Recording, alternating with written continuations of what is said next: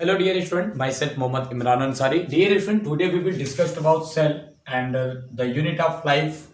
Part number है आपका 16 और आज का हमारा जो टॉपिक है वह है सेंट्रोसोम एंड सेंट्रोमियर। आज का हमारा ये टॉपिक है और इसके बारे में आज हम लोग बात करेंगे। तो सबसे पहले आइए हम लोग बात करते हैं कि सेंट्रोसोम या सेंट्रोमियर होता क्या है और कहाँ पे ये प्रेजेंट होता है। और आपको मैं बता दूं कि ये हमारे बॉडी के अंदर जो सेल्स होते हैं, मीन्स जो कोशिकाएं होती हैं, उस कोशिका के अंदर ये सेंट्रोसोम पाया जाता है।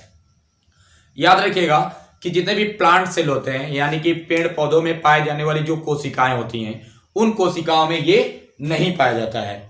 केवल और केवल पाया जाता है ये ह्यूमन सेल्स या एनिमल सेल्स के अंदर, यानी कि जंतु कोशिका के अंदर ये पाया जाता है। इसका काम क्या है? तो इसका काम आप लोग समझ लीजिए। अब मैं आउटलाइन बता दे रहा हूं, उसके बाद मैं आपको समझा देता हूं। इसका जो काम होता है सेल डिवीजन कराना, यानी कोशिका के अंदर कोशिका विभाजन में मदद करना, इसका सबसे बड़ा काम होता है। ठीक है। और आपको मैं बता दूं कि ये चैप्टर का जो है लास्ट, अब लगभग लास्ट ही है। अब इसके बाद से एक वीडियो और आएगा केंद्रक के बारे में, और उसके बाद से राइबोसोम्स आ जाएंगे, और उसके बाद से ये चैप्टर बिल्कुल समाप्त हो जाएगा। ठीक है। मीन्स 2 वीडियो आपको और देखना पड़ेगा, इसके बाद से आपका चैप्टर कंप्लीट हो जाएगा। आइए इसके बारे में हम लोग बात करते हैं। सबसे पहले स्टार्ट करते हैं हम लोग सेंट्रोसोम से। तो सेंट्रोसोम मैंने अभी आपको बताया कि सेंट्रोसोम केवल जंतु कोशिका में पाया जाता है, पेड़ पौधों की कोशिकाओं में नहीं पाया जाता है।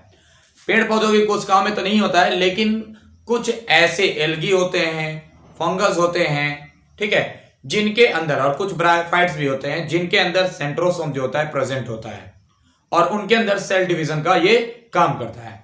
आइए हम लोग समझते हैं।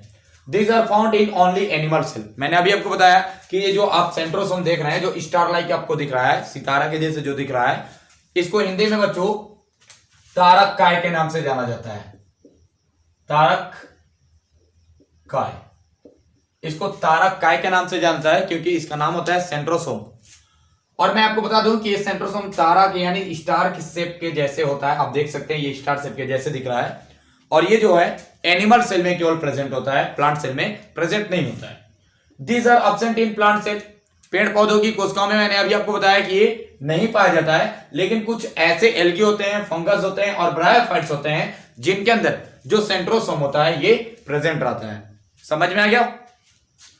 याद रखिएगा सेंट्रोसोम के अंदर 2 न्यूक्लियस होता है। देखिए ये 2 न्यूक्लियस आपको दिख रहा है, याद रखिएगा 2 न्यूक्लियस होता है, और 9 ये आप देख रहे हैं ये सेगमेंट होता है, और 9 सेगमेंट में 3-3 ऐसे आप देखेंगे 3-3 के फॉर्म में माइक्रोट्यूबुल्स पाए जाते हैं।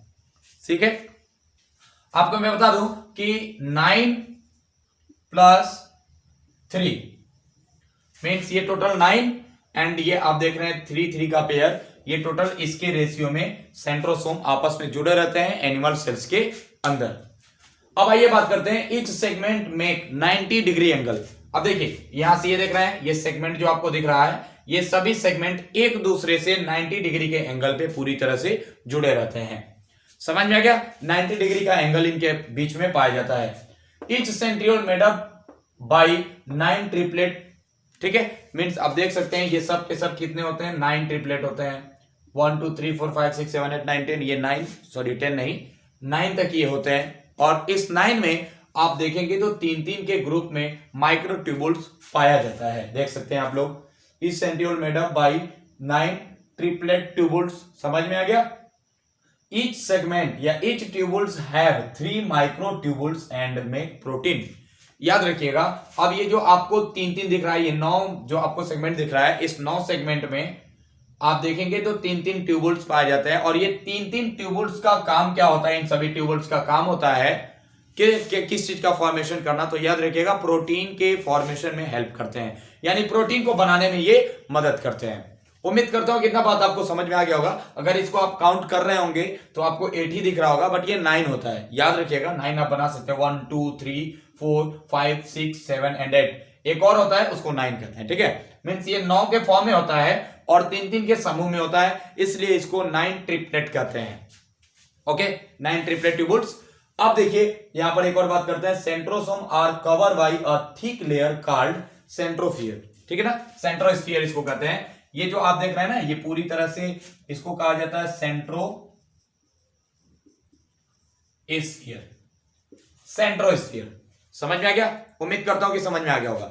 अब समझते हैं इसका कार्य। इसका कार्य मींस फंक्शन। फंक्शन अगर आप देखेंगे, it help in the process of cell division, यानी कि ये कोशिका विभाजन में मदद करता है। एक बार और बच्चों मैं आपको बता दूं कि ये आपको दिख रहा है, ये एक तरह का सेंट्रोसोम है, और इस सेंट्रोसोम को अगर आप देखेंगे अच्छे से तो ये स्टार शेप में आपको दिखाई देगा, और इसमें 9 ऐसे छोटे छोटे सेगमेंटेड स्ट्रक्चर होते हैं। इन सभी स्ट्रक्चर जो कवर किया रहता है उसको सेंट्रोस्फीयर कहा जाता है। और याद रखिएगा, इनके बीच का जो एक एंगल होता है 90 डिग्री का एंगल होता है, इस बात को जरूर याद रखिएगा, 90 डिग्री का ये एंगल होता है। और इस एंगल में सभी जो होते हैं 90 डिग्री के एंगल में ही लगे रहते हैं। इसके बीच में 2 न्यूक्लियस पाया जाता है।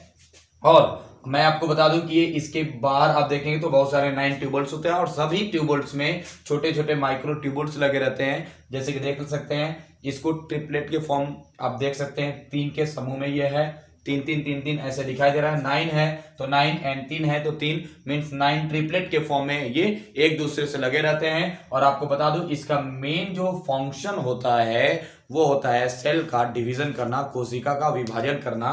और याद रखिएगा, माइक्रोट्यूबुल्स का काम क्या होता है? तो माइक्रोट्यूबुल्स का काम होता है बच्चों, याद रखिएगा, माइक्रोट्यूबुल्स का काम होता है प्रोटीन सिंथेसिस करना, प्रोटीन का फॉर्मेशन करना। उम्मीद करता हूं कितना बात आपको याद आ गया होगा, ये समझ में आ गया होगा। अब आइए हम बात करेंगे न्यूक्लियस यानी कि केंद्रक के बारे में। ठीक है, ये दूसरा टॉपिक है केंद्रक। केंद्रक होता क्या है? तो मैं आपको बता दूं, जो केंद्रक होता है ये कोशिका के सबसे मध्य में पाया जाता है, यानी बीचों बीच में पाया जाता है। और बीचों बीच में तो पाया जाता है, इसका काम क्या क्या होता है याद रखिएगा। इसका काम होता है, केंद्रक का काम होता है अपने अंदर प्रोटीन को बनाना, प्रोटीन को रखना, डीएनए को रखना, ठीक है, और उसके बाद से आरएनए को रखना। इन सभी पार्ट को ये जो केंद्रक आपको दिख रहा है, ये है पूरा केंद्रक, ये अपने अंदर रखा रहता है। ये पूरा सेल है, ये 3 डायमेंशनल एक स्ट्रक्चर है जो कि आपको एक केंद्रक का दिख रहा है। ये अंदर से इसको कट किया गया है, इस प्रकार से आपको ये दिखाई दे रहा होगा। आइए इसके बारे में हम लोग बात करते हैं। सबसे पहले मैं आपको बता दूं कि इसका खोज एक साइंटिस्ट थे जो कि रॉबर्ट ब्राउन थे, जो 1831 यानी कि 1831 में इसका डिस्कवर किए थे। किसका? सेल के न्यूक्लियस का। समझ में आ गया? सेल का न्यूक्लियस का सबसे पहले डिस्कवर 1831 में रॉबर्ट ब्राउन नामक वैज्ञानिक ने किया था। और मैं आपको बता दूं कि these are found in mainly middle part of cell, यानी कि कोशिकाओं के मध्य में ये पाया जाता है। इट्स आउटर पार्ट है साइटोप्लाज्म। इसके बाहर का जितने भी आवरण आप देखेंगे वो सब साइटोप्लाज्म होता है। साइटोप्लाज्म का मतलब होता है कोशिका द्रव्य। सम सेल, कुछ देखिए, कुछ ऐसे सेल होते हैं जो केवल एक ही केंद्रक को रखे होते हैं, एक ही न्यूक्लियस को रखे रहते हैं, उनको कहा जाता है, क्या कहा जाता है? Mononuclear cell. जैसे कि higher plant and higher animal. समझ में आ गया? हायर प्लांट जितने भी होते हैं और हायर एनिमल होते हैं, उनके अंदर केवल एक ही केंद्रक पाया जाता है। और कुछ ऐसे सेल होते हैं जिनमें केवल 2 केंद्रक पाया जाता है। इस प्रकार के केंद्रक को कहा जाता है बायन्यूक्लियस सेल। ठीक है ना? जैसे कि पैरामीशियम। पैरामीशियम में आप देखे होंगे, अगर नहीं देखे हो तो आप इस फिगर के द्वारा आप देख सकते हैं। ये फिगर किस तरह से आपको दिख रहा है, इसमें पैरामीशियम के अंदर आपको 2 केंद्रक साफ साफ दिख रहा होगा। समझ में आ गया? जस्ट इसके बाद से अब हम लोग बात करेंगे, कुछ ऐसे भी सेल होते हैं जिनके अंदर 2 से ज्यादा केंद्रक पाया जाता है, जैसे कि वाउचेरिया या वुचरेरिया। देख सकते हैं इसको भी इस प्रकार से। समझ में आ गया? अब आइए हम लोग बात करते हैं कि इस न्यूक्लियस के अंदर कौन कौन से कंपोजिशन होते हैं, कौन कौन से कंपोजिशन से ये न्यूक्लियस मिलकर बना होता है। ठीक है, तो देखिए, प्रोटीन इसमें 70% होता है, डीएनए अगर आप देखेंगे तो 10%, आरएनए अगर आप देखेंगे तो 2 to 3%, एंड अगर मेटल देखेंगे तो लेस अमाउंट, यानी कि बहुत ही कम मात्रा में पाया जाता है इस केंद्रक के अंदर। समझ में आ गया? ये इसका संरचना है। इस संरचना के अंदर जब आप इसको जूम करके देखेंगे तो इसमें बहुत सारे स्ट्रक्चर्स आपको दिखाई देंगे। समझ में आ गया?